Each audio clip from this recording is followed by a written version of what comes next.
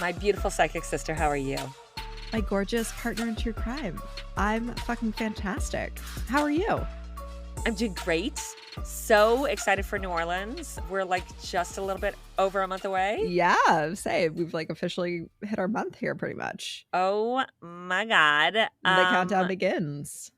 Girl, we're counting down. I'm so excited. It's like outfits already being chosen with the very little amount of free time I have.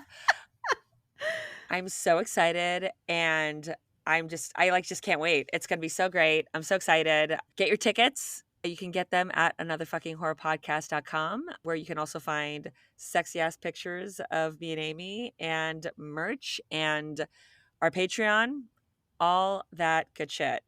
Yes. We're clothed in the pictures for the record. We're just gorgeous. Yeah, obviously. I don't know who said sexy ass pictures. Maybe because we're recording this at night and it's late. I'm like, ooh, what's that about? I could not imagine a picture of myself nude as sexy. Only because No. Only because like I think about me, like the image that came to mind was like me being nude, but like doing the most like ridiculous like face and like tongue out like gestures that are just emphatically not sexy.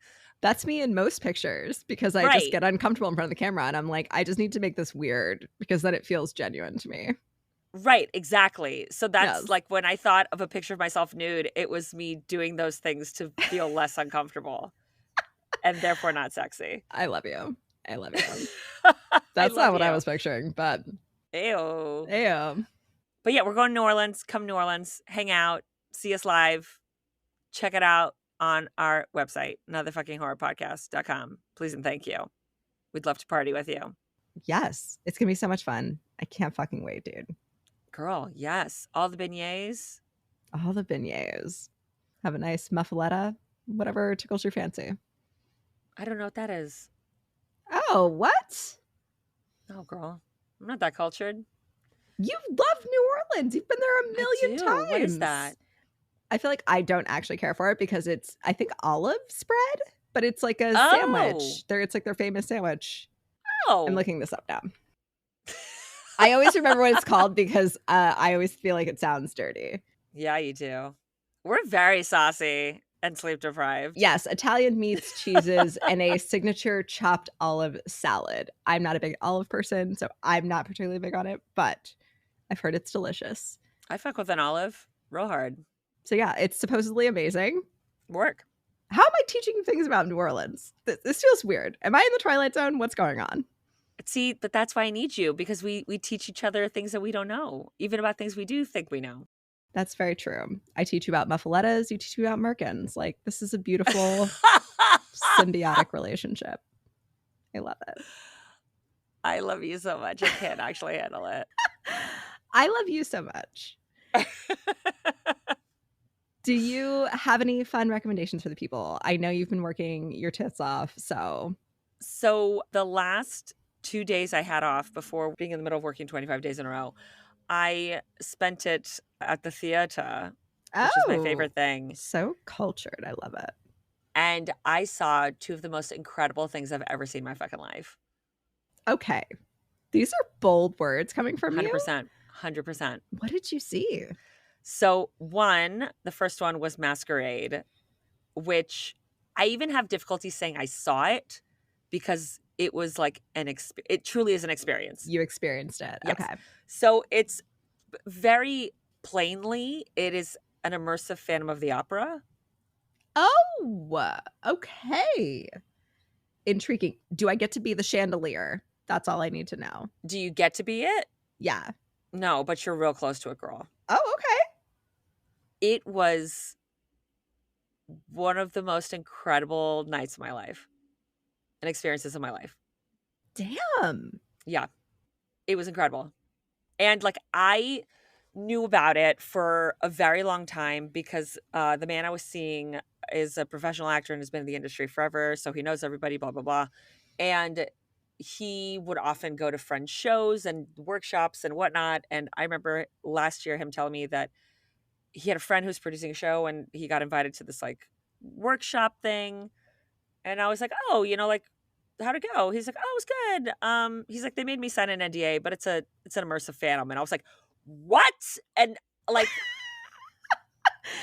You're like, break your NDA for me. I need to know everything, please, and thank you. I mean, he told me one fact and I like white knuckled and held on to this fact for a fucking year. And I was so excited about it. And like, I couldn't say anything to anybody because I didn't want him to get in trouble. You could have told me because I would have, one, not known or told anybody, and I probably would have forgotten it in like 24 hours. That's actually completely true. But I also didn't want to do that because I just would have talked about it nonstop and like what it possibly was like. Okay. So I had one, I love Phantom of the Opera. It's the first Broadway show I ever saw when I was 5 years old. I kind of accosted my dad into taking me. Aw. And I love the show. I think it's beautiful and the music's beautiful. And I've seen it like 100 times. So it's a show that's very special to me and I love it a lot. And so I had high expectations for it. But then part of me was like, I kind of don't care if it's bad. I'm still going to love it. But I also was like, for the price, I kind of want it to be good. Yeah.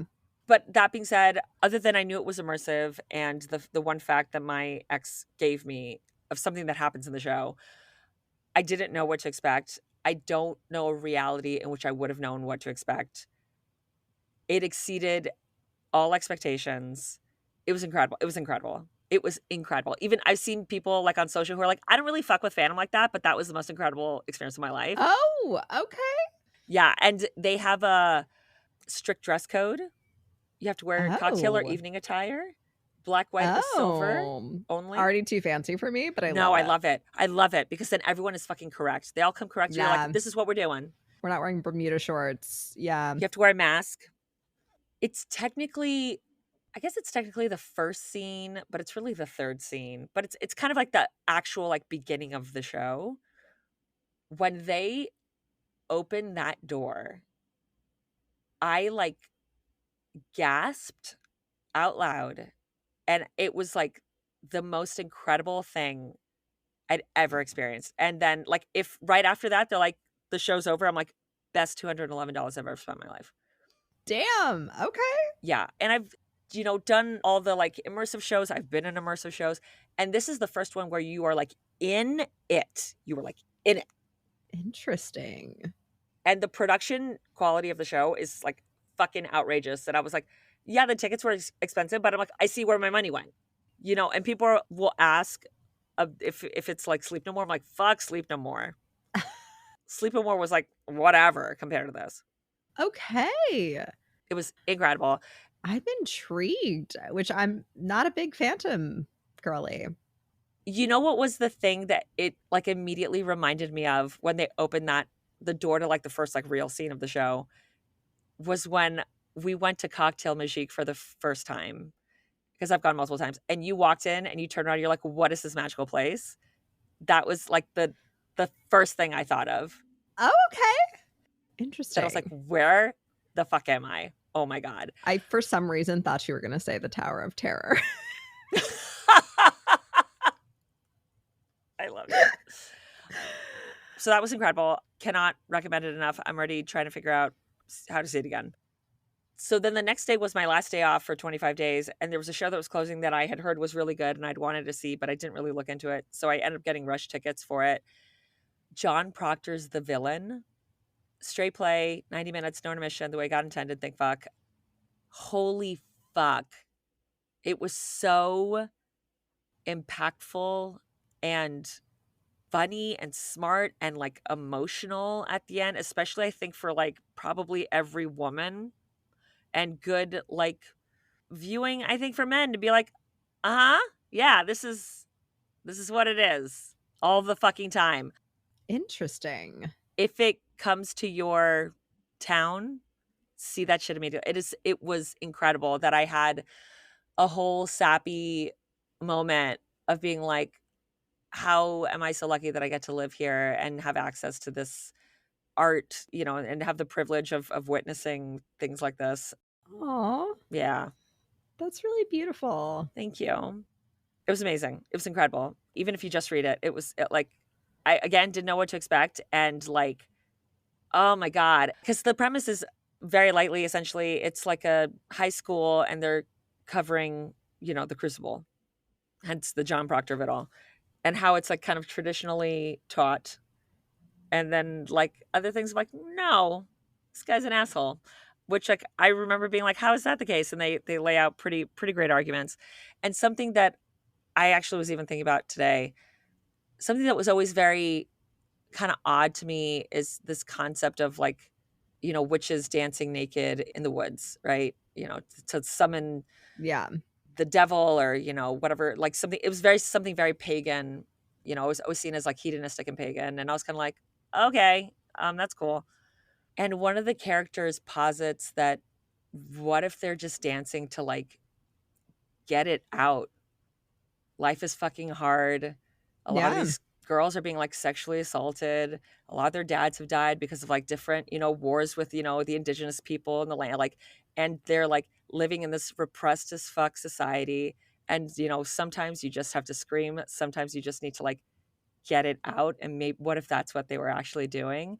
And I was like, oh my God. Oh, yeah. I literally just gave myself chills thinking about it. It was incredible. Holy fuck. Okay. I'm intrigued. Well, obviously it ended, so I might have to just read it instead, but I'm I very intrigued by highly this. recommend reading it.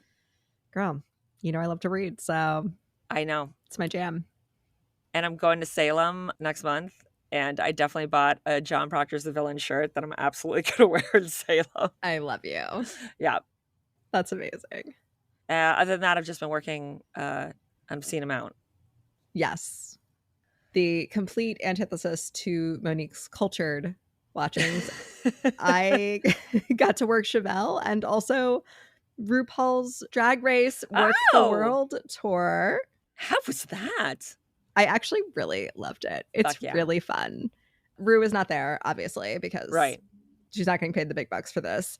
But a lot of really great queens were there and performances were amazing. I came home and immediately started watching Drag Race because it'd Fuck yeah. been several years since I had. Same. And I fucking forgot how good that show was. So good. It's so good. It's so fun. I saw the Drag Race show in Vegas, and I was like, this is fucking great. Yeah. It's so much fun. Fuck yeah. Yeah, it's great. Like, the costumes are amazing. The performances are on point. Songs are great. You know all of them. Like, fucking go. You better work, bitch. Dance your heart out. Yes. Very different than your live Like entertainment life-changing, experiencing. Yes. experiences. Yes. Like, I fucking love Drag Race, and I love drag queens. I fucking love that. Fuck No, yeah. it was so much fun. It was really fun. I love that. But that's it. That's my big excitement for the week. Just looking forward to New Orleans, getting ready. Oh my God, girl. I know. Yes. On that note, do you have a spooky, creepy paranormal story for me this week? I sure fucking do. Buckle the fuck up. Because, oh my God. Click, click. I love you. I have the two. It's like the roller coaster one. Yeah, of course. Sources: Wikipedia, supernaturalwiki.com, medium.com, and the Dark Paranormal Podcast, which I'd never listened to, but essentially it is like our True Listener Tales, where people write in their experiences and the host, Kevin Eustace, reads them.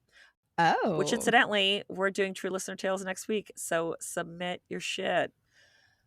So I'm covering the first episode, and in the like intro to this story, Kevin Eustace says, quote, "In these episodes, we'll be reading out true listener stories, things that have genuinely happened to people. Sometimes I get a story which is so chilling to the bone. It demands a respect. It demands a reverence. It demands people come away from that story in fear." End quote. Okay. Mm-hmm. Damn, Gina. I told you to buckle your shit. Yes. Thank you. Safety first. I fucking love you. I love you. I'm so excited for this. All right, let's get into it. Alex started dating a woman named Kate who had 2 daughters from a previous relationship. Emma, who was 8 years old at the time, and Beth, who was 5. And when the relationship progressed to the point where Alex got to meet the girls, the 2 sisters, who were by all accounts very nice and sweet girls, were understandably wary of the new man in their mother's life. But as the relationship continued and Alex kept showing up in their lives, he became a father figure to the two girls. So the two softened towards their mother's love interest. And before long, Alex grew to love Emma and Beth as if they were his own. So that when Alex proposed to Kate in 2010, the foursome already felt like a family, with Kate and Alex making it a point to make sure the girls felt included in the wedding. While 3 years may seem like a big gap at that age, Emma and Beth were thick as thieves, and the two sisters often played together. Shortly after Alex and Kate got married, however, it appeared that Beth developed an imaginary friend. Oh, no. No. A friend that the 5-year-old girl insisted the rest of the family make accommodations for. At dinner, she would ask for an additional place setting at the table. Desserts would have to be sliced into 5 pieces instead of 4. And on car rides, Emma would demand that her older sister move over to make room for her new friend. The grown-ups, seeing no harm in indulging the youngest's active imagination, played along. Emma, on the other hand, became increasingly annoyed at the amount of concessions made for Beth's invisible playmate, which became the source of many sibling squabbles. Alex and Kate tried their best to keep the peace between the two girls while supporting Beth and actively indulging in her new invisible friend. When they asked her what her friend's name was, the 5-year-old replied, "The Sad Man." Oh, no, no, no, sweetie. Mm-mm. Nope. You don't have an imaginary friend anymore. We're not talking about him. Don't look at him. We're going to a priest right now. Correct. And this is the atheist saying this. Get in the car. 100%. Oh, I hate it already. Girl, this about get wild. Alex said, quote, "We were expecting her imaginary friend to be a young girl, maybe her own age. So we were surprised that it was a grown man. But we didn't think too much about it because, well, he's just imaginary, right?" End quote. Oh, sweet, sweet baby. Okay. You beautiful tropical fish. You keep telling No. yourself that. Mm-mm. Okay. Bless your heart. But Emma, the 8-year-old, was not here for it. She hated when Beth spoke about the sad man and told her as much. Emma teased her younger sister for having a fictional pal, telling the 5-year-old that imaginary friends were for babies and that Beth was stupid for talking to him. At this, Beth became very serious and told her older sister, quote, "Well, he doesn't like you. He says you're stupid for not being able to see him." End quote. Cool. Like, maybe don't antagonize whatever this is. And kids are great at that. They're great Yeah. at not being the fucking worst. All of the fucking time. Yeah. Just gonna throw that out there as an option. Consider it. And according to Alex, Emma's mockery of her sister and her invisible playmate escalated after that exchange, where Emma would be really nasty and say downright mean things to Beth whenever she said or tried to do anything with the sad man. So when I heard this part of the story, I was like, welcome to having a sibling. Like, this is just what it's like to have a sibling. They're the fucking worst, especially when you're kids, because kids by and large are fucking assholes. So I wasn't particularly fazed at hearing about Emma's cruelty towards her younger sister, but Alex insisted the fights weren't just your typical spat between sisters, saying, quote, "Now, I understand the difference between sibling arguments, and this was bordering on cruel. She tore Beth in a horrible tone and really put her down over the imaginary friend, which Beth increasingly responded to with like for like. It was getting out of hand." End quote. Obviously, I wasn't there, and I don't know what Emma said to Beth, but the fighting and name-calling didn't seem that serious to me growing up, the middle child and the only girl in my family. But then again, my family isn't exactly what you'd call functional, so it's all very possible that I've just normalized, like, toxic as fuck sibling behavior. Yay me. But apparently, Emma's behavior had gotten so out of hand that Alex felt that he had to intervene and told the 8-year-old to stop teasing her younger sister because Beth's friend was real, and Alex knew that because he had seen him, and that Emma should show both Beth and her friend some more respect. And Beth was overjoyed that her stepfather not only stood up for her, but that he had also seen the sad man. Oh, no. And Alex felt good about himself. Like, fuck yeah, crushing this parenting game. But his wife, Kate, however, didn't feel the same way. She didn't like that he was encouraging Beth's behavior and felt that alleging that he'd seen the sad man was going too far. But as is typical in the good cop, bad cop parenting dynamic, Alex told his wife to relax, that it was nothing but harmless fun, and that Beth would soon grow out of having an imaginary friend. But Kate was deeply unsettled by the whole thing. She told her husband that she had passed by Beth's room and heard the 5-year-old crying and apologizing to the sad man. Oh, no, no, no. Nope. I don't like this. Yeah, you're not going to like anything about this. Nope. Just I already spoiler. know.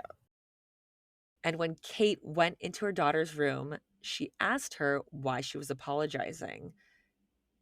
The little girl tried to hide that she'd been crying and wouldn't tell her mother what had happened. Alex said, quote, "I could tell Kate was freaked out by it. So I said we'd continue to go along with it a little, agree to set the table, etc., but I wouldn't say I'd seen him again or encourage it further. And we treat it and refer to it like an imaginary friend of Beth's, not someone anyone else could see." End quote. That evening, Alex had a dream that there was a man in the corner of his bedroom. He said that he was aware of the man's presence and that he froze as the mysterious figure stepped forward. Alex said that the man was wearing dirty clothes and that one side of his face drooped, like he'd had a stroke. Oh, chills. Oh, no. The man was carrying an empty blue plastic bag, the type that you get when you go to the grocery store. And upon seeing the bag, Alex said, quote, "I just knew in my bones that he was going to suffocate one of our girls." End quote. Stop it. I thought I had chills before. No. All the chills. Those were the chills to end all chills. Oh my God. Girl. How? Girl, I do not know.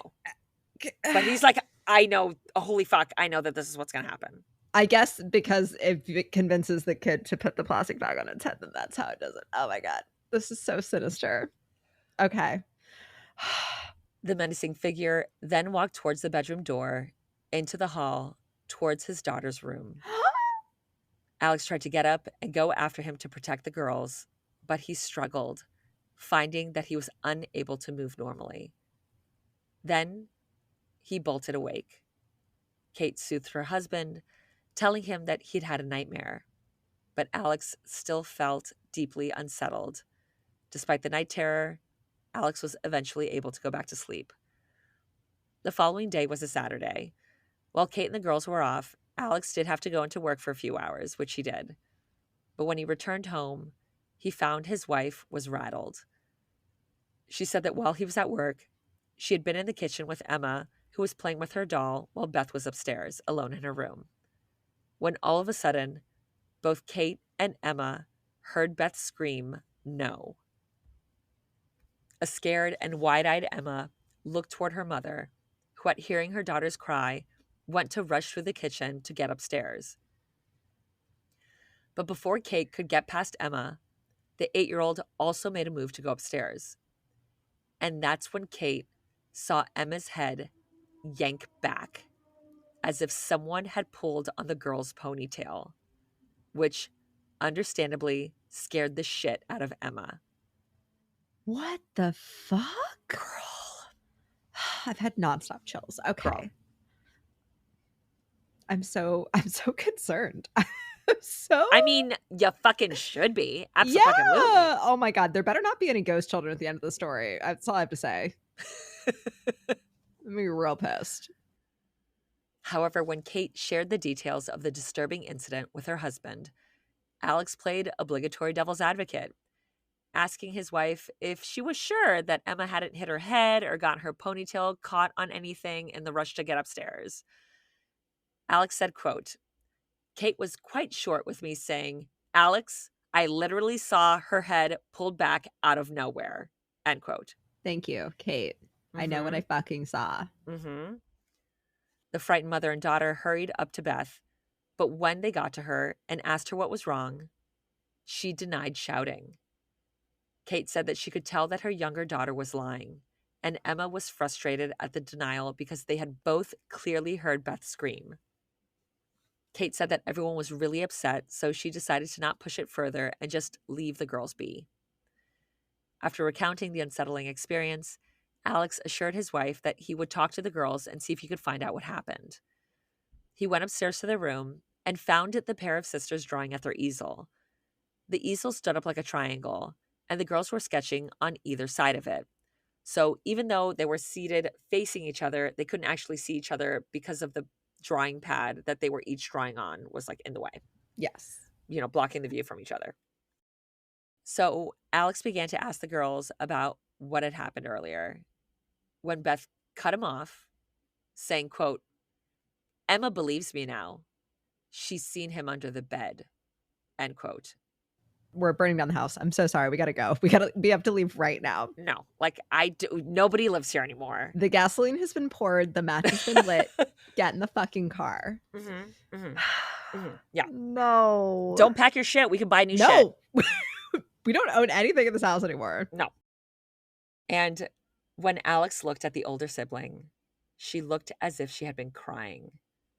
When he asked if she was okay, she nodded her head yes, but avoided eye contact with her stepfather. Alex could tell the girl was still upset, so he figured that it was probably just best to let it go and talk about it later once everyone had calmed down. But when he went to leave, he noticed that Emma was drawing the exact same thing as Beth, which Alex thought was strange given that Emma was 3 years older than Beth and, unsurprisingly, given the age difference, had significantly more skill and proficiency at drawing than her younger sister. Both girls had drawn a stick figure with half of its face drawn at an angle. Alex asked, "What's that?" Emma said, "The sad man." "What's wrong with his face?" the concerned father inquired, to which Beth replied, quote, "That's how it is. That's why he's sad," end quote. Pack your shit. We don't live here anymore. No, we don't live here anymore. This is so disturbing. I hate this. Could not imagine having children and this being no. At the end of my day, working. I'm tired. I'm exhausted, and it's what are you talking? What? Now you're both drawing identical pictures of the quote unquote sad man? No. Who I saw in my dream last night, who I was pretty sure was going to kill one of you? No. I'm I just want a fucking VOD and to watch the latest Alien Earth. Are you fucking kidding me right now? What the fuck? I don't even, when I was listening to the story and researching it, I was I don't even know what the fuck, how I would handle this. Not well. I do know that. Badly. It wouldn't be great. Badly. When Alex went back downstairs and rejoined his wife, Kate was fully expecting that Alex had talked to the girls and sorted the whole bizarre incident out. But as soon as she saw him, she could tell that something was wrong. Alex told her about the drawings and the dream that he had had the night before of the man and his face. The two adults tried to shake it off, coming up with rational explanations as to the several severely creepy things that they had each witnessed that day. But as night fell and the girls went to bed, Kate admitted that she couldn't get the image out of her head. And the mind is a powerful thing. It can play tricks on you. Kate was so spooked and on edge that she found herself jumping at shadows. But the two adults went to bed. Then, in the middle of the night, Alex was awakened by Kate thrashing about in bed. She was clearly having a nightmare, and Alex said that he tried to gently wake her up from it, but that his wife had pushed him off. Then, with a scream, Kate bolted awake, scrambled out of bed, and ran into the girls' bedroom. She found both of her daughters sound asleep, but on the floor, next to Emma's pillow, there was a blue plastic bag. Stop it. I remember Emma's the one who was fuck your friend. Fuck you. I don't believe in this guy. He's not real. And then had apparently seen him and was crying about it. No. I'd be can I go stay with grandma? I don't want to be here anymore. I'll just take a vacation. It's fine. Oh, Amy, I love you so much. I love you. I can't. This is so upsetting. So, in the excellent BBC podcast Uncanny that Amy introduced me to and that we have covered multiple times on this show, guests identify themselves as belonging to one of two categories: Team Skeptic or Team Believer. Well, it seems that Alex would place himself in the Team Skeptic camp. His mother, on the other hand, was woo-woo as fuck and firmly in Team Believer. Yes. Fuck yes. Get grandma in the house. Alex said that his mother, quote, has always been a believer in all things weird, end quote, which, Alex, I don't like your fucking tone. Just saying. Rude. Rude. Thank you. Yeah. Who's dealing with weird shit now, Alex? Huh? Uh-huh. And he said that because of their opposing viewpoints, he never paid much attention to it. But with all the crazy shit going on, he told her what was happening. And she told him that there was something there and that they were giving it energy. He said, quote, she didn't mention any supernatural names or terms, but she did say we were whipping each other up into a frenzy and we needed to stop the cycle before it got out of hand, end quote. Given that Beth seemed to be most closely connected with the entity, Alex's mother suggested that the young girl come stay with her for a week or two. Oh, shit! Yeah, girl. I'm so shocked that I called this. Okay. Psychic powers at work. Thank you. Mm-hmm. That perhaps a change of scenery might be beneficial in putting a stop to the paranormal activity, while giving the rest of the family a break from all of the crazy shit that had been going on. Kate loved Alex's mother, and they always got along really well. And while she didn't love the idea of being away from her youngest daughter for so long, she knew that they had to do something. And she knew that her mother-in-law would take good care of Beth. So the concerned parents agreed to send the 5-year-old to live with her grandmother for a couple of weeks, selling it as a special treat to both girls. Beth would go and stay with her grandmother, while Emma would get to have some one-on-one quality time with Kate. And everyone was pleased with the arrangement. Beth stayed with her grandmother, who spoiled her rotten, while back home, Kate took Emma shopping and out to lunch on mother-daughter dates. And Alex and Kate noticed that things got back to normal, and Emma quickly went back to being the sweet, happy kid she had been prior to the introduction of the sad man. After a few weeks, once everyone had calmed down and things had gotten back to normal, Alex went to his mother's place to take Beth back home. Alex said, quote, she seemed really happy and bubbly when I arrived. It was so lovely to see. My mom was smiling too and said everything was going to be fine, end quote. And when Alex and Beth got back to the house, everything continued to be fine. There were no more mentions of the sad man or any other imaginary friends. And that first night back, when Kate set the dinner table, she only put out 4 place settings. And Beth didn't say a peep about it. That time apart had worked. Their Beth was back, and the sad man was no more. Alex called his mother later that night to share the good news. But when she picked up, Alex said that she sounded drained and run down. But he just figured that she was getting older and she was probably just tired from watching her 5-year-old granddaughter for 2 weeks and that she would be back to her normal self in no time. Fast forward a few years. The girls were in their late teens at this point, and Alex was visiting his mother's when she asked if Beth had ever mentioned the sad man again. And he told her that she hadn't, to which his mother replied, that's good. Then she hesitated. And Alex was like, what? And he could tell that his mother had something on her mind that she wanted to say, but was conflicted about saying it. So he told her, Mom, Beth's fine. What is it? And she finally says, quote, Alex, I saw him. He came with her. Stop it. The amount of chills in my body right now. No. And stayed when she left. Yep. There it is. No. So many chills. Oh my God. I shaved this morning. I need to shave my fucking legs again because the goosebumps are pushing all those hairs out. Fuck. Oh my God. Poor grandma. She does not need to deal with this shit. She's too old for this. Grandma's MVP. She was like, you've berated me and belittled me for knowing what the fuck time it is about all this supernatural shit, and then I help your shit out, and then I get stuck with this bullshit. You're welcome, by the way. She went on to say, quote, I spoke to him, and whilst he never spoke back, I could tell he understood. Just before Beth left, I told him, and in no uncertain terms, to leave the girls alone. Fuck yeah, Grandma. And he did. Beth was fine for all of that stay, but the night she left, I saw him in the corner of the living room. He stayed there for weeks, whilst I tried everything to get rid of him. I had to get a priest in the end. End quote.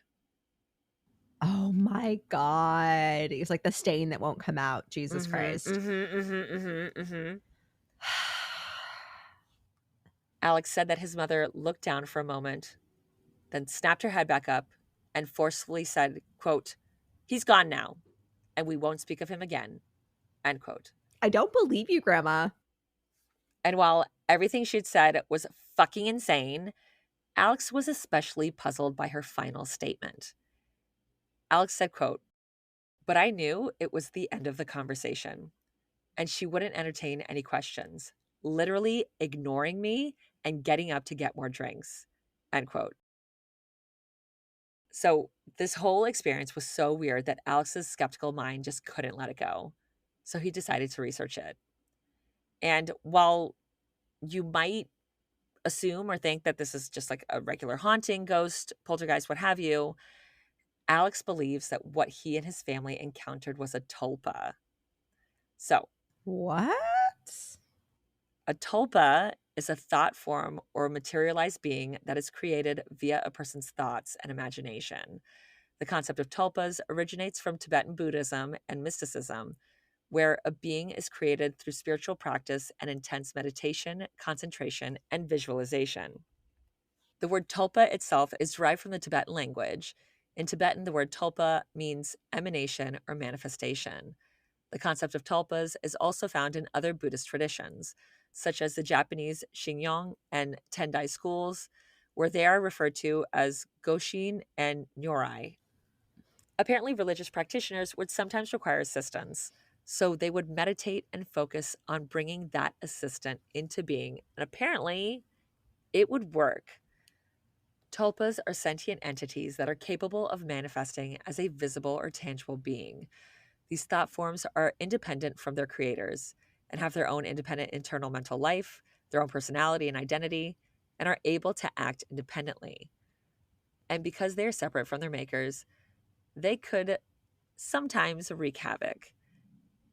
Because while you can get rid of an unruly tulpa by priest partying this shit and having an exorcism, the best way to get rid of one of these rogue thought forms is to stop thinking about them altogether, which is obviously easier said than done, because we all know that whenever we're told to not think about something, that's the only thing we can think about.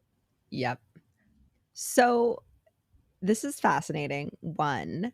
2, does Alex think that the sad man was an idea that Beth came up with? Like she just had this idea for this character? I think so. Because it seems like kind of specific and strange of a character. Yeah. Like again, if this had been like a little girl or even like a fantastical creature, but to be a man with half of his face in a frown as if he's had a stroke and with like a plastic bag, like this is very strange. I agree. Yes.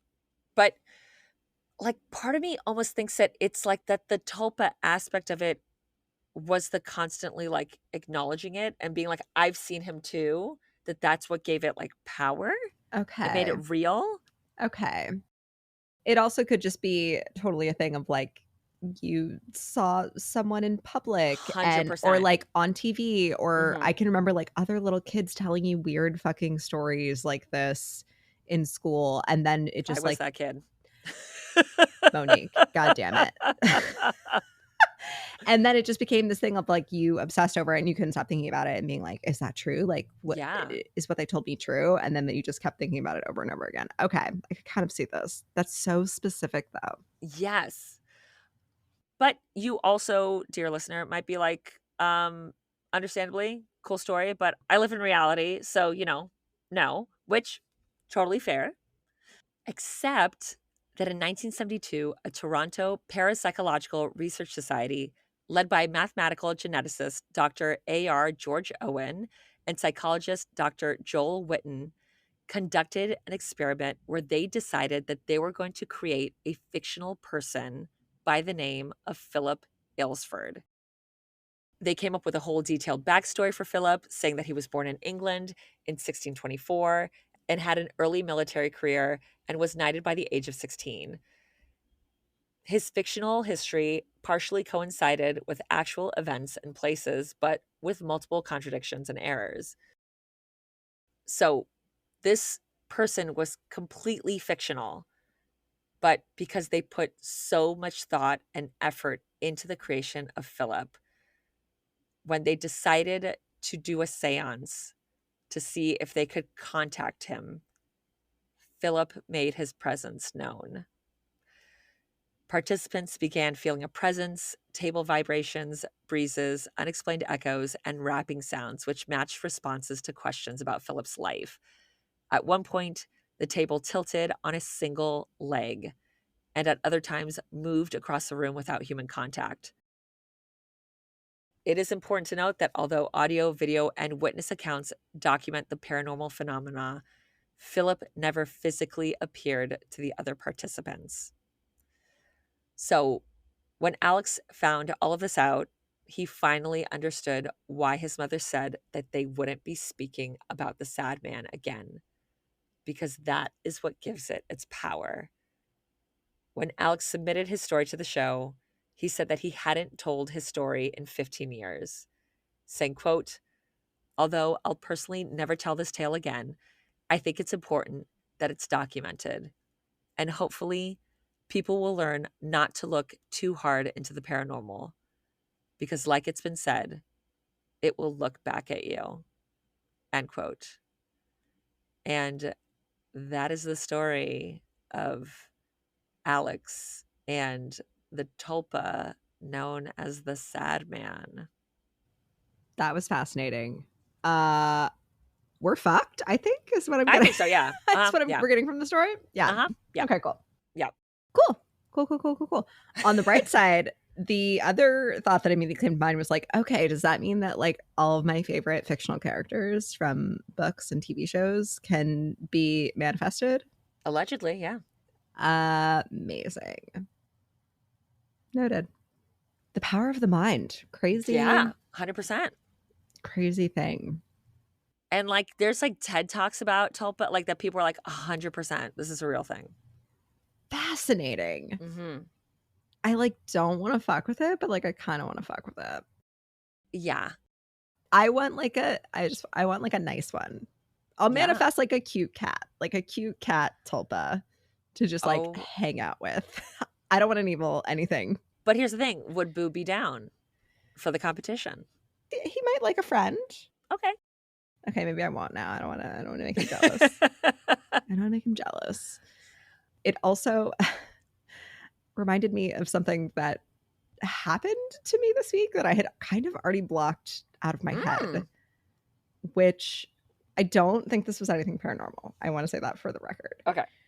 I like took a very short nap during the day. And when I take a nap during the day, I fall asleep very deeply, very quickly, and I'm like very hard to wake up. Like, yes. I typically feel like I am drugged, even though I am not. Oh, wow. Okay. And like, I will have like bouts of lucid dreaming where I'm very cognizant of the fact that I'm asleep. And like, I don't know what, my brain is in some sort of weird in between phase. And like, I can control the dreams for like a minute and then I'll lose control. Question: did you ever, because lucid dreaming was very much a thing like when I was in high school, so maybe you were like middle school, grade school, was that ever a thing that you like sought to do? Not really. Okay. I was aware of it, and like if I ever did become cognizant of the fact that I was dreaming, I would try to like, it was usually in some sort of distressing situation, so I was always like, okay, you're very aware you're dreaming because like there's no way this is actually happening to you. Like you can't be lost in the desert. Like, you live in Florida, that makes no sense. So, like, stop Amazing. freaking out. Just, like, keep walking. It's gonna be fine. You're not gonna die. But I didn't really have a lot of control over it. I still don't. Again, like, I'll have, like, a minute of being like, oh, I'm in a dream. Like, let's do this. And then all Right. of a sudden I'm like, oh, I'm just, like, at the whim of my brain again. Right. So while I was in this weird half asleep, half awake state, I'm assuming I was dreaming this portion. I don't really know. I distinctly felt, this is the middle of the day again, hands Uh-uh. on my feet, holding Uh-uh. my feet, Uh-uh. and another hand pressing on the small of my back, holding Uh-uh. the small of my back. Uh-uh. And I, again, like sleep paralysis, yes. My hands were touching Boo. I somehow had his back paws in one hand and his front paws in another hand. And I very distinctly remember like moving my hands to touch his paws because I was like, it's got to be the cat touching me. And then I was like, no, because I'm touching the cat. And I can still feel very clearly the grip of someone's hands around my feet and on the small of my back. But like, I was in such a deep sleep that I could not wake myself up. And I was like freaking out a little bit. And then finally I felt like my whole body just like shake and everything was gone. And I was like, that was weird.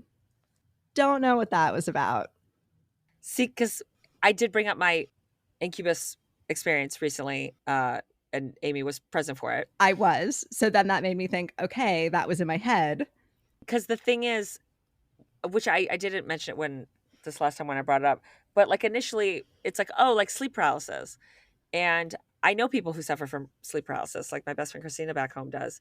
And everyone that I like, when I tell them that, because it was like I could move like my limbs, but I was like very clearly like held down, like someone was on my back, like on the small of my back, and like holding my neck down.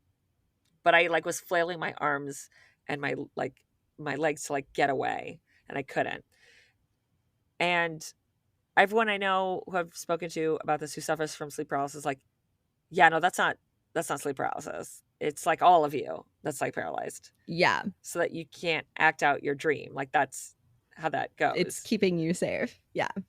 I don't know what this was, but we did talk about your experience with the incubus before this. So I think that was in my head. I could move my hands, but I feel like not the rest of my body, and my eyes were definitely closed. So like I didn't see anything. I just like had the feeling. Anyway, it was really weird. Did not care for it. Wouldn't recommend. 1, I hate that for you. 2, okay, let's assume ghost incubus. All right, fine.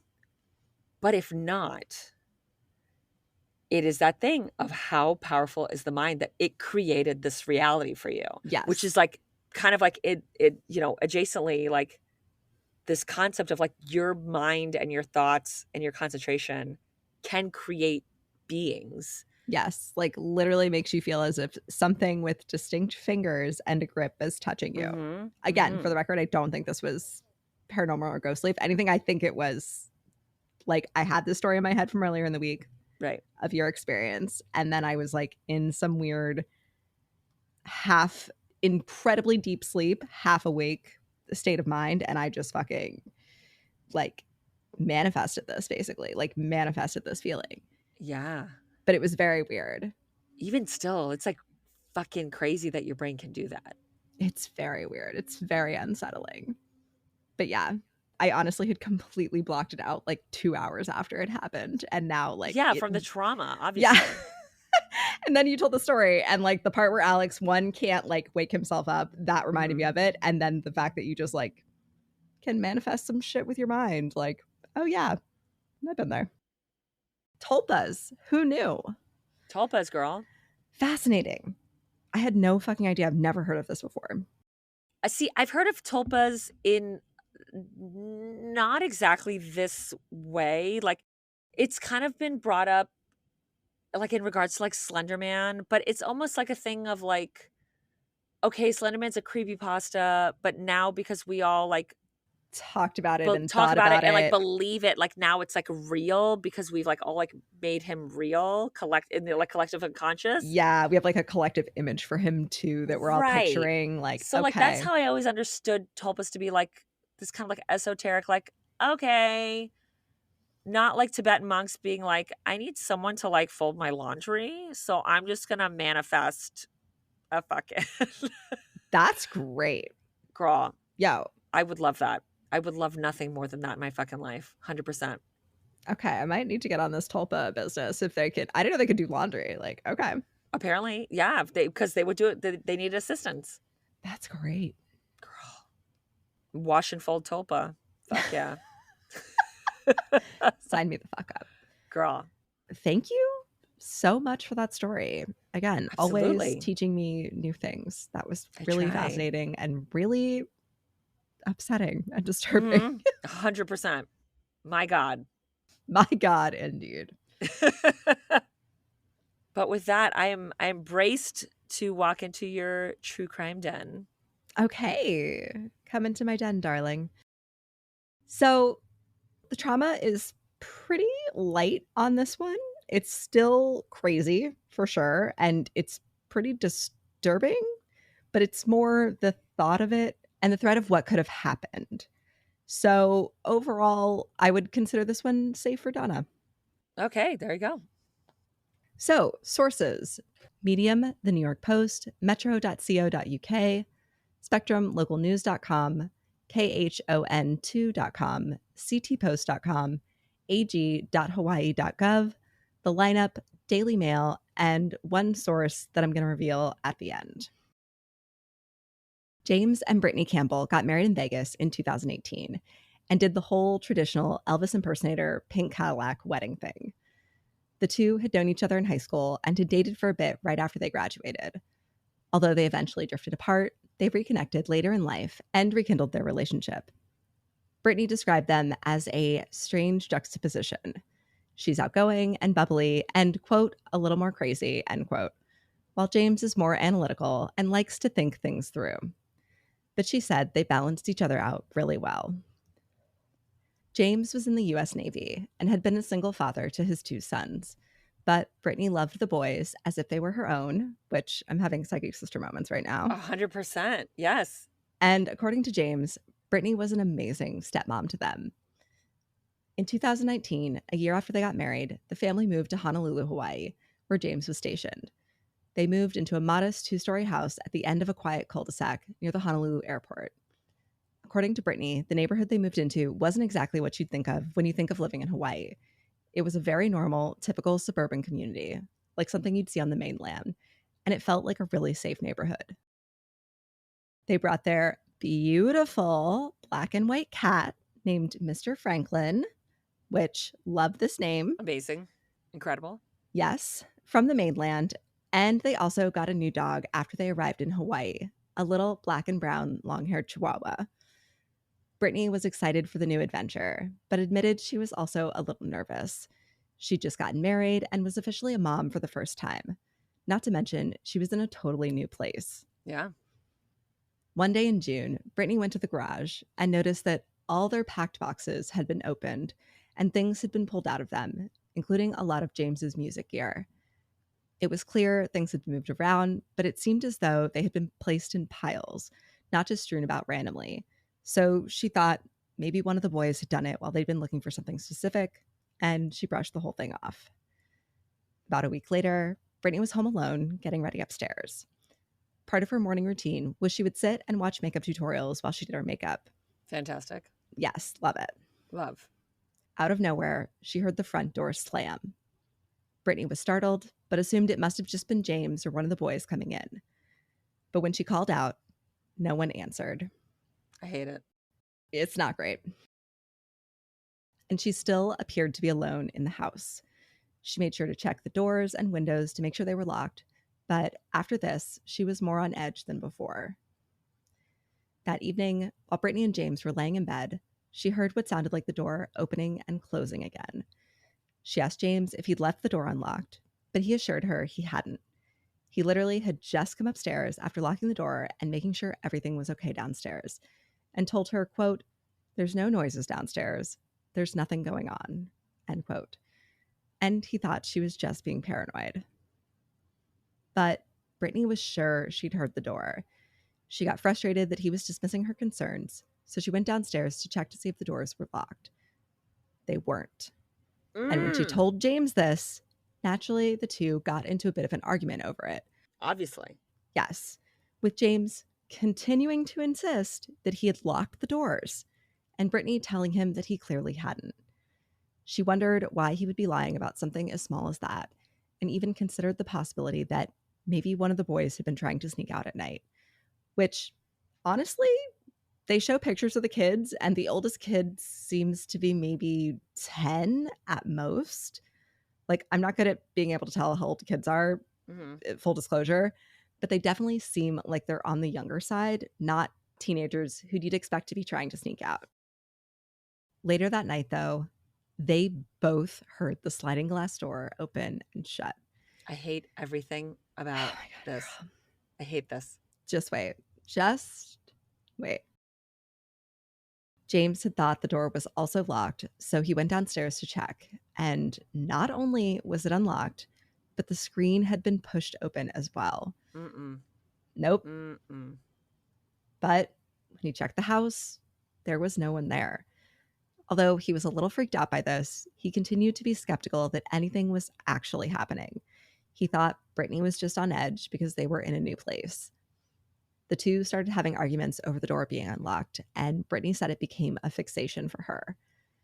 Brittany said, quote, "I tend to be a very trusting person, and it started to make me feel like I was being so paranoid and honestly crazy. I felt like I was acting like a crazy person, obsessing over these unlocked doors," end quote. And James admitted that he continued to be dismissive of the incidents. Brittany said she started feeling like she was on the verge of a complete mental breakdown. She'd worried she'd taken on too much, and the stress was getting to her. She thought she was imagining things and becoming paranoid, saying, quote, "I'm just not acting like myself at all," end quote. 2 weeks later, while James was downstairs playing piano, he saw a shadow of a person walk by outside the window. He was a little weirded out by it, but thought it was just somebody being nosy or annoyed at him playing the piano and brushed it off. Then one day, James was at home alone with the boys. He looked at the desk calendar and noticed something had been written on it. It said, quote, "Your rehabilitation starts today. Do as I did. Choose a house, clean it, set up all devices," end quote. He had no idea what this was referring to. Excuse me? Yep. No, ma'am. I don't live here anymore. No. Nope. No. But James figured that Brittany must have written it and that it was just some sort of inspirational thing. What? How's that inspirational? Girl, I don't know. That's not inspirational to me. It's fucking weird. And I'd immediately take a picture of it. I'd be like, "Hi, what is this? Did you write this? Like, what does this mean? Are you going to physical therapy? What's happening? What's this rehabilitation?" No. Girl, this story is bananas. He assumed she wanted him to clean the house. So he did, which I love.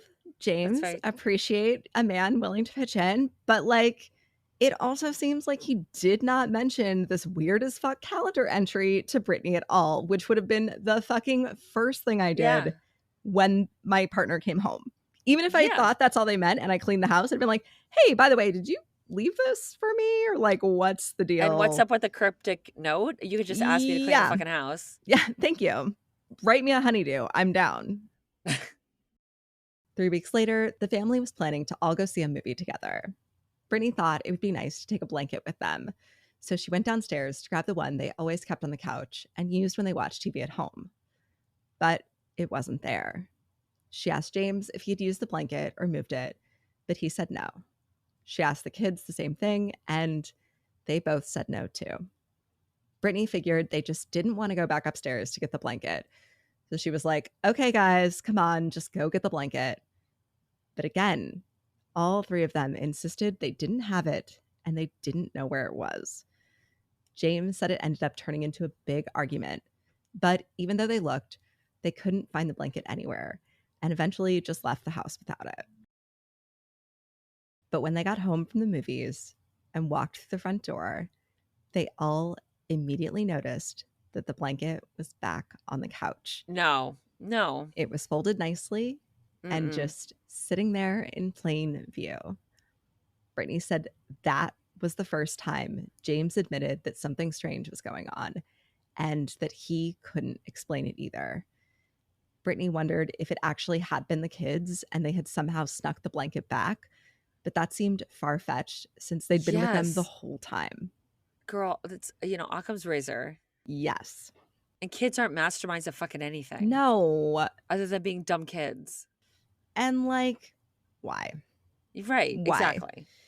She says like maybe they were just like worried about getting in trouble. Like, how much trouble are you going to get for moving this fucking blanket? Like, I would just be Right. like, yeah, sorry. I forgot I like brought it in the car with me the other day. Like, here it is. My bad. Yeah, like unless you're like the type that are gonna like beat the shit out of your kids over a fucking blanket, then like call CPS. But like, Yeah. And like, I don't know these people, but the vibe I get is not that. They seem very nice and sweet right. and like good parents. So I don't think the kids are going to be doing all this for a blanket. Yeah. Brittany said she felt vindicated and relieved. She knew she wasn't just going crazy and being paranoid. There was something going on. She just didn't know what. Then one night, not long after the blanket incident, Brittany looked over and noticed that the webcam light on her computer was suddenly on. She had no idea why it would do that. And it doesn't seem like she even ever really used the webcam on her computer. Brittany said she obviously heard about people being able to watch you through the webcam, but, quote, there was no reason for anybody to be watching me, end quote. That's how I feel, but for some reason other people don't feel that way. Yeah. And then, which is why we can't have nice things. Also, people don't need a reason. Some people Yeah. just want to watch people for like the power it gives them to feel like they are spying on somebody who doesn't know. I hate everything. Oh, it's going to get more upsetting. Yeah. On September 13th, 2019, James, Brittany, and the two boys flew to the mainland to visit family for a week. They ended up catching an earlier flight back and landed back in Honolulu on September 20th. As they pulled into the driveway, Brittany noticed that James's nice road bike was just laying outside their home instead of in the garage where they usually kept it. She asked James if he'd been riding the bike before he left and forgot to put it away, but he said no. And immediately something felt off. They told the kids to wait in the car and went to check the garage. As the door opened, they saw it had been completely trashed on the inside. Brittany said, quote, it looked like a bomb had gone off, end quote. The boxes from when they moved had been open and torn apart, and everything inside them had been thrown everywhere. James's first thought was that they had been robbed, and concerned for the safety of his family, he immediately grabbed a sledgehammer from the garage, which I commend the thought and effort, but also that is such an impractical weapon for defense. Like, you'd be way better off with an actual hammer. Yeah. Than a sledgehammer. Let's be real. James then went to unlock the front door of their house. But as he started to push the door open, he was met with resistance. He pushed hard, but the door only opened a crack. And when he looked inside, there was a man peeking out at him. James confronted the intruder, but the man calmly told him, this is not your house. You've got the wrong house. This is not your house. And James said he was just floored. Brittany screamed at the man to let them inside their house, then called 911 and told them there was a man inside their home and that they didn't know who he was or why he was there. James was cursing and yelling, telling the man to get out of their house. Then he finally managed to push the door open and pull the intruder out into the front yard. That's when they noticed that the man was actually wearing James's clothes. Nope. No. Yep. No. No, absolutely the fuck not. No. James said, quote, things are just getting crazier by the moment, end quote. James asked the stranger what he was doing there, and the man said he just didn't have anywhere to go. So James thought this was just someone who was experiencing homelessness who needed a place to stay. But since he was relatively young, James also contemplated the possibility that the man was on drugs. James didn't know. But what he did know was that he couldn't bludgeon a man to death in front of his kids. The two boys had gotten out of the car, needing to use the bathroom, and James told them to get back in the car. Brittany, suddenly realizing their cat was still in the house, started yelling, afraid of what the man might have done to Mr. Franklin. The man said, "Don't worry. I took care of your cat. I fed him. He's inside." Brittany ran into the house to check on their cat as James stayed outside with the intruder. The first thing she noticed was their living room. She said it was set up almost like the man had been doing an inventory of everything that was in their home. James had a lot of musical equipment, and it was all sitting out, quote, almost like it was on display at a garage sale, end quote. She said it was really bizarre. Brittany went into the kitchen and saw Mr. Franklin locked in the cage they used for crate training their chihuahua. She said he had no water and that the man had clearly been trying to feed him dried apricots, which I looked up and wouldn't be toxic to cats, fortunately, because only the pit stem and leaves are toxic and contain cyanide. Once Brittany was sure the cat was okay, she went back outside to wait for the police with her husband. The man was just standing there and appeared very calm. When the police arrived, Brittany said the man just started having a casual conversation with them, like nothing was wrong. Quote, "It was really as if this person didn't think he was doing anything out of the ordinary," end quote. The intruder didn't resist as police handcuffed him and put him in the back of a cop car. Authorities soon discovered that the man was 23-year-old Ezekiel Zayas of Bridgeport, Connecticut. He had been reported missing by his mother on August 9th and had been last seen in Bridgeport on July 29th. James and Brittany were in shock that they'd found a man in their home, but they were still thinking that this was a robbery attempt gone wrong or just someone who needed a place to stay. When they went inside, they found that the house was an absolute disaster. There were pots and pans piled on top of each other and water bottles everywhere. The man had made, quote unquote, strange concoctions in the kitchen, thrown items around the house, and left bodily fluids all over their furniture. Oh, on the furniture? Yeah, which doesn't matter which bodily fluid. None of them It's are all great. bad. It's all No. bad. Mm-mm. No, thank you. It's not bad enough that you're staying in these people's fucking home at your B and Eing. You're doing this bullshit? Girl, we're not even at the craziest part yet. Holy shit. Okay. Brace yourself. It's gonna get Braced. wild. Buckled. Yes. One of the strangest things, though, was that the boys' room was almost completely untouched, except for the fact that the man had done the boys' laundry and made their beds. What the fuck? Weird. That's really freaks me out more for some reason. Right? It seems like more nefarious. It's very creepy. Yes, it's Why very are you creepy. paying special attention to my boys? Get the fuck out of here. Thank you. The rest of the house was in complete shambles, but the boys' bedroom was immaculate. Brittany said, quote, "It was almost like a sacred space," end quote, which, blech. No, hard pass. Brittany and James's bedroom, on the other hand, was in complete disarray. But amidst the mess, Brittany noticed that there was a towel neatly set out on the bed with knives on it. Next to that was an old computer that they didn't use anymore, and Brittany said that something told her that she needed to look at it. When she turned it on, a document popped up on the screen. It was typed notes titled "The Omnivore Trials, a Rehabilitation for Rat-like People." What?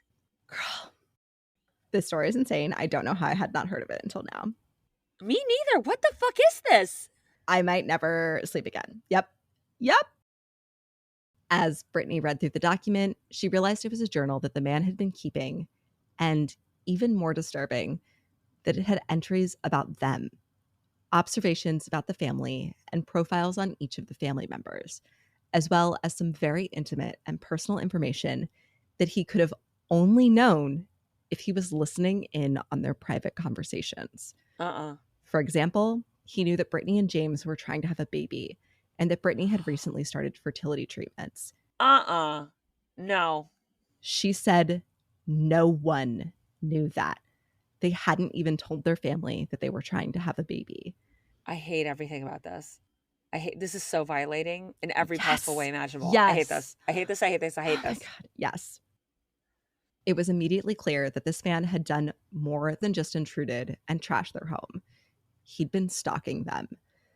But as she read more of the document, she realized he intended far more than just watching them. The man had been planning to perform surgeries on them and their children. Girl, I fucking know. This is so upsetting. This is one of the stories that you're like, this could have just stayed a horror movie plot. Like, I didn't need to know that this could happen in real life because, like, I would like to sleep again, preferably. Please, and thank you. The document said, quote, "I'm going to need some medical equipment for the omnivores and for myself. There are things that have to be improved for the both of us. I believe I need to treat my jaundice a bit, and for the omnivores, I need to get them to a stage where they are fit to become an Ezekiel," end quote. There was also a list of the equipment he would need, including a hospital bed, surgical tools, heart monitors, an anesthesia machine, oxygen tanks, IV equipment, a blood transfusion machine, colonoscopy and endoscopy equipment, and life support machines. There were notes about what he could use to drug them with, and they found bottles of serums that were labeled, quote, "to use on the omnivores," end quote.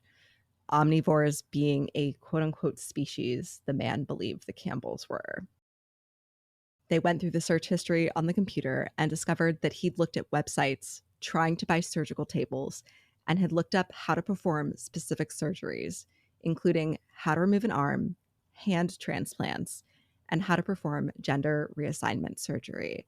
Oh my God. I know. What the fuck?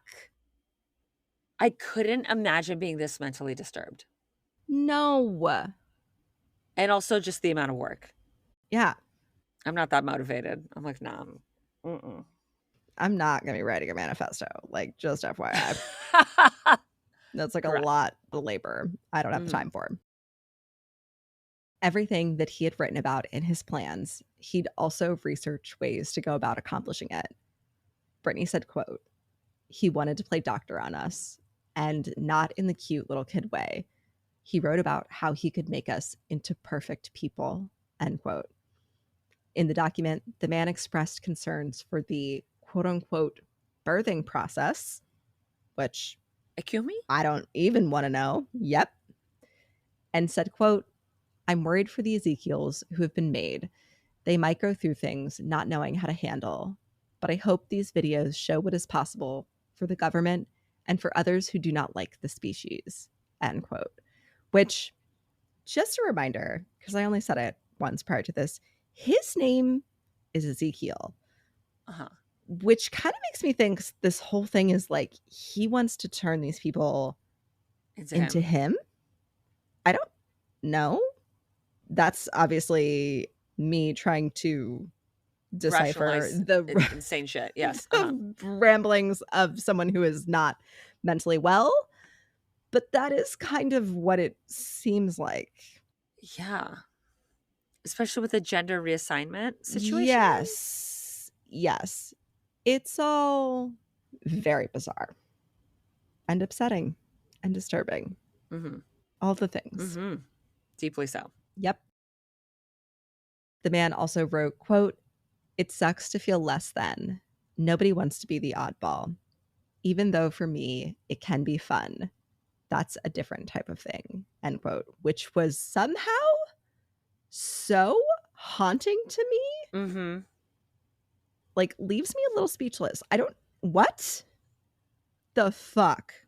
Like, because he's equating, like, you only wear black, or, you know, you like serial killer movies, or like, you know, skeletons. You use Halloween decorations as like home decor year round. Like, that's oddball shit. That's like, not hi, breaking into someone's home and like deciding that you're going to do surgery on them.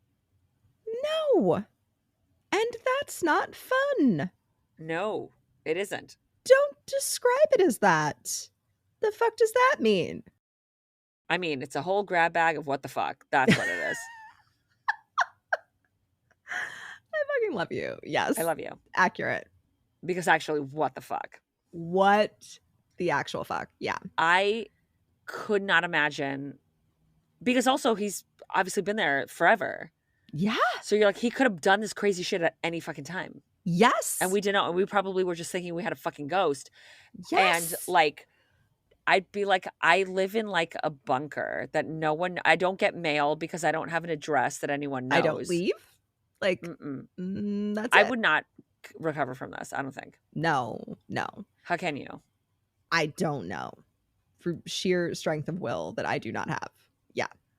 And I don't really get into it, but James goes into this thing where they took an earlier flight home. So like originally they were supposed to get there at night, and like if they had gotten there at night and it had been dark And just gone straight to bed? and just gone straight in the house, like what if the kids had gone in first? Like what the fuck would have happened? I can't imagine this like true like nightmare horror show of a situation. Yes, which you did a story that was like kind of similar to this, minus the surgery, which was also a fucking horror movie, which was Daniel LaPlante. Oh my God, LaPlante? yes. Who gives a fuck? He's a piece of shit. I don't even want to remember how you pronounce his name correctly. I love you. You're always making me feel better. Thank you. Which I'll, again, reveal my secret source at the end of this. So we'll get into it a little bit more. But they actually do cover him in this series as well. Yeah, of course. After finding the disturbing diary, Brittany decided to check her computer as well. As she started looking through it, she found a video file the intruder had recorded. It was a makeup tutorial of sorts. In the video, the man said, quote, "I'm actually doing this video to show some ways you can change your outer appearance. This is day 2 of the trials that I've been working on," end quote. Brittany said, quote, "The way that he was talking in it, it seemed like he was talking directly to me and mocking me, to be honest," end quote. I'm sorry, did I miss why he chose these people? No, they never get into it. It seems like it was a completely random thing. He's from Bridgeport, Connecticut. Yeah, why the fuck are you there? Honestly, this man is not well. Well, yes, of course. I think he had a complete mental break and just like hopped a flight to Hawaii. They live very close to the Honolulu airport. So my assumption is he probably landed at the airport. They said they lived like 10 minutes away from it. So like you just go for a little stroll, find a cul-de-sac, which is a dead end. So there's not a lot of ins and outs. Very secluded. Just like picked a house at random, it seems. Oh my God. Just so fucking terrifying. My jaw's on the floor and I hate everything about this. Correct. In the video, the shirtless man proceeded to use Brittany's makeup, belched loudly, and as she realized later, when he got up for a minute, was actually sitting in her chair completely naked. Yep. Honestly, as disturbing as that was, I was more grossed out by the fact that like he used all her makeup stuff. 100%. Like I'd be like, okay, well now I have to throw all of that out. Everything out. Like you used all of my brushes, my fucking eyeliner, my lipstick, like all my fucking shit. God damn it. Makeup is so expensive. Like, girl, really I've had to do it twice. I've had 2 very major eye infections in the last like 4 years, and you have to toss everything. So annoying. And I'm like, am I made of money, Sephora? No. Come on. So yeah, as I don't like the sitting in the chair naked, but I hate the using the makeup even more. Totally with you on that. Yes, absolutely. Brittany said, quote, "I just felt terror. It was just a sense of just complete terror," end quote. Then she remembered the night she noticed her webcam light was on, and the night the blanket had disappeared and mysteriously reappeared, and everything started to add up. All those times they found the doors unlocked or their dog had barked at seemingly nothing, the shadow that had walked past the window while James had been playing the piano, the boxes in their garage that had been opened, and the strange entry that had been written in the calendar. Everything started adding up, and they realized this man had been inside their house the whole time. Brittany said, quote, "It actually turns out I wasn't going crazy, but the reality of what was happening was way worse," end quote. Authorities determined that Zayas had been living undetected in the crawl space above the second floor bathroom and had been observing the family for weeks, although it's still unclear how he got into the Campbells' two-story house or how long exactly he was lurking there.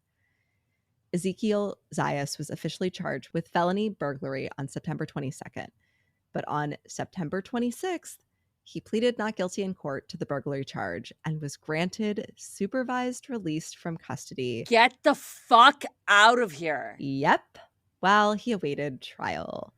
I'd be like, did you not read Yeah. what he did? Hi, I'll forward it over to you. Okay, thanks. Please don't release him 4 days later. He knows where I live. we live. Yeah. Girl. Oh my God. Jinx. Yes. Love you. Love you. James was obviously upset at the news and felt that his family was still very much in danger. Yes, correct. He told a local news station, quote, "It's terrifying. It's terrifying that he's out. This seems like somebody that needs help. Him being released back into the streets under supervised release seems inappropriate. Someone like this needs mental health care," end quote. That's a really nice grown-up professional way to say, are you fucking serious right now? 100%. What the fuck? I'd be like, you don't know what the fuck you're doing, and you're going to get somebody killed. Zayas' trial was scheduled to begin on November 25th, but shortly after he was released on bail, he was arrested again for allegedly vandalizing a Buddhist temple, and authorities revoked his supervised release. Oh, because it was a fucking temple? I think because they were just like, oh, yeah, well, we fucked up. Clearly, he couldn't be trusted. Mm-mm. That one's on us, guys. Our bad. On August 30th, 2020, while in the Oahu Community Correctional Center awaiting trial for that crime, Ezekiel Zayas beat his cellmate, 62-year-old Vance Grace, to death in an unprovoked attack while guards failed to open the door due to allegedly faulty locks. Why? Girl. Is everyone terrible at their job with this piece of shit? So fucking terrible. Just give like the smallest of fucks, like a mini fuck. Yes. Like a bite-sized, like low-cal fuck. Yep. And in light of this next part, even more upsetting and infuriating. So, yep. Grace was just weeks away from freedom after spending 34 years behind bars for theft and drug offenses. He had dreams of starting a koi pond business in Hawaii and reconnecting with his family once he was released. Grace's son, Nelson Coburn, commended the state for locking his father in with a man they knew to be mentally ill. And apparently it was because this was during COVID, and like it was Grace, Zayas, and a third inmate, and all three of them had gotten COVID, so they like quarantined them together. Fuck. Yes. Heartbreaking, dude. That's awful. Zayas was charged with murder in the first and second degrees, but pleaded not guilty. He was, quote, found unfit to proceed, end quote, and was transferred to the Hawaii State Hospital to await trial. 3 years to the day after the death of Vance Grace, on August 30th, 2023, Ezekiel Zayas was convicted on 4 separate charges and sentenced to a total of 40 years in prison. Not enough, but okay. Not enough, correct. 20 years for manslaughter, 10 for burglary in the first degree, 5 years for burglary in the second degree, and 5 for assault in the second degree, with all terms set to run consecutive to one another. James Campbell said he was grateful that nothing serious physically happened to Brittany and his boys, but that the incident really affected them all psychologically. Brittany said, quote, "It's a complete violation. Recovering from this has been really difficult. There's not exactly like a support group for people who have been victims of a psychopath that stalks them, breaks into their home, and plots to perform surgery on them," end quote.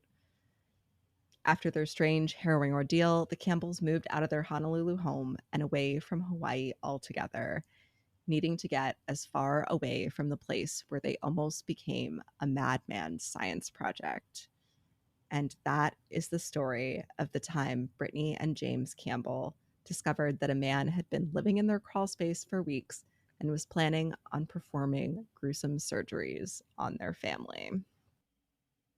So New Fear Unlocked. Yep.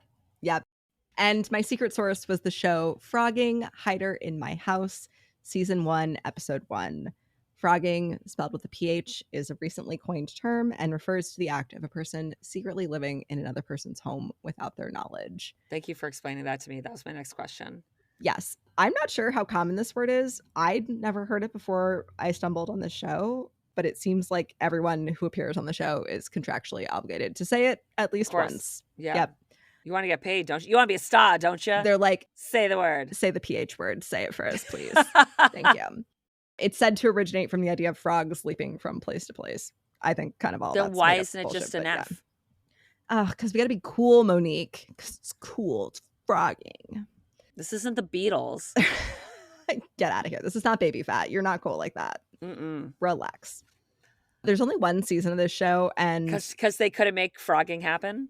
I don't know, but girl, there's like 2 stories an episode, and there's 10 episodes, so there's at least 20 stories of this. Horrifying.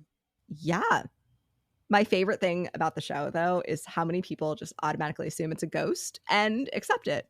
They're like, well, obviously our house is haunted because there's no way there's actually a person living in our crawl space. I'm actually pretty sure I know someone this kind of happened to. Stop it. It wasn't like that level, but it was clearly like workers were, like building workers had keys to her apartment. And she assumed it was the ghost of her husband. No. But it was people going into her apartment and like going through her shit. And that's so upsetting. But also, like, I kind of get it because like it's less upsetting than someone breaking into your home. Yes. Like, there are people on the show who do actually at some point consider the possibility that there's somebody hiding in their home, and they just refuse to check because the idea is so terrifying to them that they're just like, you know what? I'm just going to keep pretending it's a ghost. Like, that actually is more comforting to me than this horrifying reality. Because, okay, let's assume you find a guy in your crawl space. Then he's probably not chill. No. He's probably unhinged. He's not like, hey, I got Doritos up here. Do you want hey, some? Do you want a Fig Newton? I'm just like laying back watching some Hulu on my phone. Yeah. I just signed up for Apple Plus if you want my login. Like, gotcha, girl. Catch up on Severance. It's fucking great, girl. No, they're probably not gonna be chill. So what do you do? And you can't bring the cops to your house to be like, I heard a noise and I think there's someone here. They're gonna be like, yes, that's it a lot of the time. So I weirdly watched these completely out of order, and I somehow watched the first episode last. I watched the entire season of the show, by the way. I actually was very entertained, and I would recommend it if you just need like something. What's it on again? It's on Hulu or Tubi. You can also watch it on. Got it. Okay. But yeah, there's a story that I almost did before I watched this episode, that the girl, it was like her underwear was getting stolen. So she kept like thinking like, okay, it's like when you lose a sock in the washer. So like, sure. But it was like all of her underwear, to the point that like she didn't have any other. And she's like, but what am I supposed to do? Like, call the cops and be like, hey, like my underwear is missing. She's like, they're going to arrest you for like doing like a crank call. Yeah. So like, love this girl. I feel for her, but she was in like denial town, fucking queen of denial town. She literally just like stopped wearing underwear after a certain point because all of it was just like getting stolen. She like bought a whole new set, was like literally counting it and keeping tabs on it, and it was still disappearing. And then she was like, you know what? Just like, fuck them. I'm not going to wear underwear. Free baller, baby. Yeah. Wow. Hey, girl, denial's a hell of a drug. Say it all the time. A hell of a drug. Anyway, yeah, New Fear Unlocked. This was horrifying, but I was very entertained by the show. Again, I watched all 10 episodes, like one sitting. That story was horrifying in every possible way. Never heard of it. You did an incredible job, as per usual. Thank you. Your story was amazing. I fucking, who knew? Not me. That's for fucking certain. Fuck. Not me. That was insane. The power of the mind. You know what? I'm thankful for your story because I'm not going to think about tulpas because I'm going to be too busy being horrified about your story. So thank you for that, actually. You're welcome, I guess. I'm sorry. This is what happens when I try to keep the trauma light. I'm like, it's only the threat of the trauma. It's fine. I mean, amazing, as per usual. Thank you so much for that. Thank you. Your story was amazing. I had Thank never you. heard of tulpas before, and I'm deeply... Oh, so you never even heard of like the concept of a tulpa? No. Oh. I don't think so. Where have I been living, under a stupid rock or something? I mean, to be fair, I think I've only heard it on last podcast when they do like interviews with people. Okay. Is that it's come up? It might be a thing. I like read it and I just like did not tuck that word into my brain or process it. But yeah, I feel like until this week, I was unfamiliar with this term. So new things every day. That's why I love you. I love you. And we love you. This is another fucking horror podcast. I'm Monique Sanchez. And I'm Amy Trayton. You can find me on the gram at PinUpGirlMo. You can find me at Lobotomy, and that's Lobot.Amy. Guys, we're going to New Orleans in October. Spooky season. Ghosts, vampires, true crime, live show. We're going to be there. You want to be there. So why don't you fucking come and hang out with us? Come hang out with us. Please and thank you. And have all the beignets and the muffalettas or whatever the fuck Amy said it was. Girl, I love a tapenade. I love an olive situation. Always and forever. And partake in the olives and the muffalettas with us, or don't, or tell me that they're fucking suck. I'm into that too. There you go. Come down to New Orleans or up, depending on where you are geographically. Get your tickets at anotherfuckinghorrorpodcast.com. There you can also get some of our merch and check out our Patreon where we have video exclusive episodes. But if you want to support us for free $99, you can just rate, review, and subscribe to our podcast, because the more reviews and ratings we get, the more visibility we get, so that sometime sooner rather than later, we could possibly do this full time and traumatize you lovely folk full time. Guys, we adore you. We're so obsessed with you. As always, keep it cute. Keep it creepy. Bye. Bye.